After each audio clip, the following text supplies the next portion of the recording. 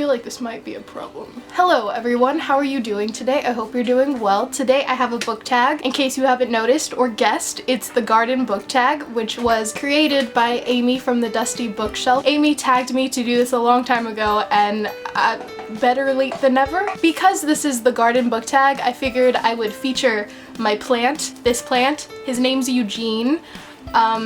He's gonna hang out with us today. I hope you don't mind. You may be wondering, why did I name him Eugene? He just looks like a Eugene. So, that's Eugene.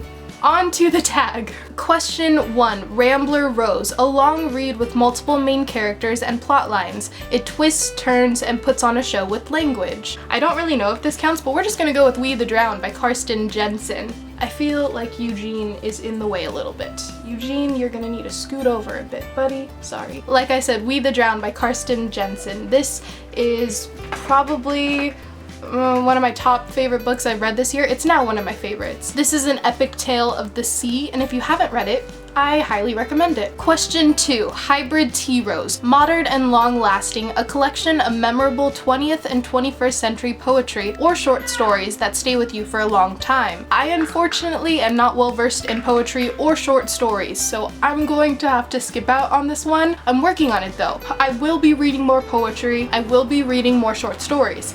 Just give me some time. 3. Lilacs. A seasonally inspired book that you look forward to revisiting every year. I don't reread books very often, but I do reread my favorite book every year because that's just what you do. You probably know, if you haven't already guessed, you know, Meg by Steve Alton. Who doesn't want to read about a shark eating people every year? That's fun. It's fun. The only other thing I was able to think of was the Scary Stories Treasury by Alvin Schwartz. This is just a bind-up collection of all of his scary stories. During October and during Halloween, I love to go back and read some of these stories just because they're awesome and they're great and I never get tired of them. So this one too. 4. Bleeding Heart, a beautiful dark work that broke your heart. For this one, I'm gonna go with one that I've talked about quite a lot on this channel, but it was so great, I need to mention it again, and that is The Sacred Lies of Minnow Bly by Stephanie Oakes. This is a young adult book and you don't expect it to be very dark. Once you think it goes to its limits, it goes farther. And I can't tell you how sad this made me feel, but regardless, it's a beautiful story. 5. Queen Anne's Lace, a work that is sometimes seen as a weed, but that you see for what it is. Great literature. Moby Dick by Herman Melville. I have 2 copies now because I love this book so much. Do I need 2 copies? No, but this edition was really pretty and I couldn't leave it at the library book sale, so I took it. Most people do not like this.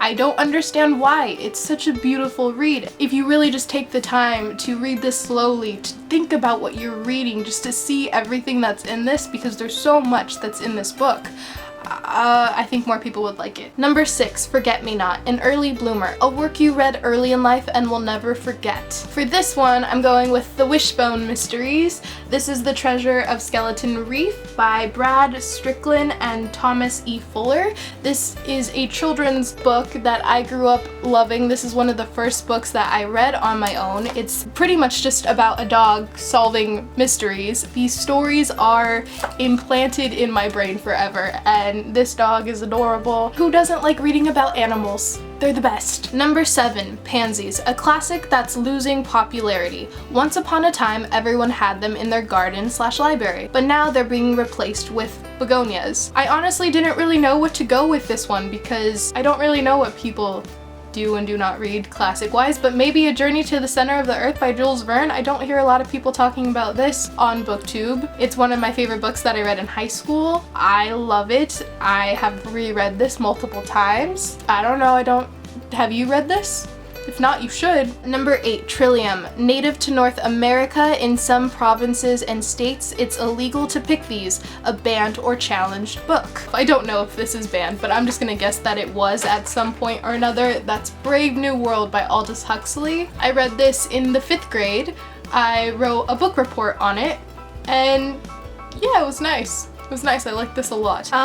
Number 9, Orchid, a work that was as challenging to read and maintain as an orchid. In high school AP history class, I had to read Gun, Germs, and Steel by Jared Diamond during the summer before the class. I hated assigned reading in high school specifically. This was so hard to get through. So hard to get through. I did not enjoy myself reading this.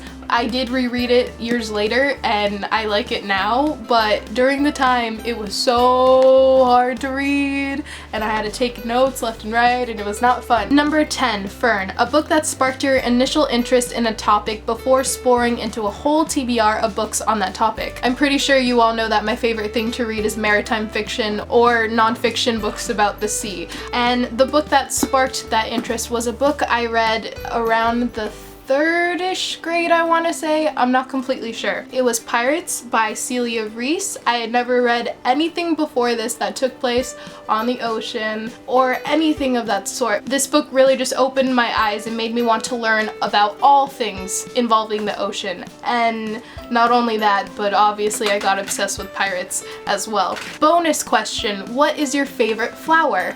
Sunflowers. I don't know why. I think they're pretty and they're kind of weird looking. I like them. Yeah.